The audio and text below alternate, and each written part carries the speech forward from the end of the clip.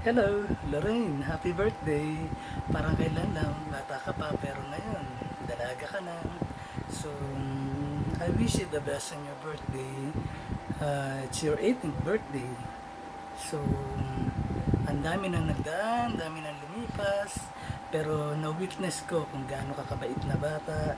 Ngayon, kung gaano kabait na dalagita, kung gaano kaganda, you're such a beautiful creation of God. You're so pretty, you're so nice, just like your mom, just like your Ate Celine, and of course, I guess, nagmana ka na rin sa tatay mo, and also kay Clarence, na napakabait din at napaka-cute.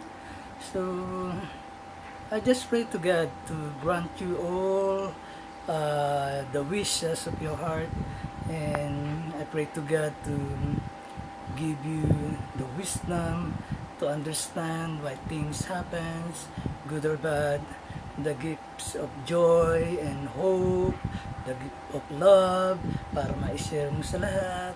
And now that you're a full-grown lady, ang hangad ko lang is maging successful ka sa buhay mo, sa iyong personal life, sa iyong family, and how I wish na nandiyan kami lahat to celebrate with you because we're more than happy to see you smile.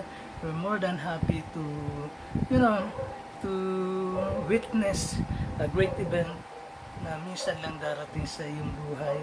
So, wala man kami dyan, pero still, gusto ko maging one of the 18 roses. If you will notice, wala siyang thorns.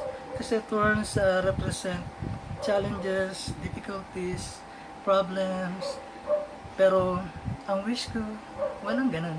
So, ang wish ko is maging smooth ang lahat for you and your family.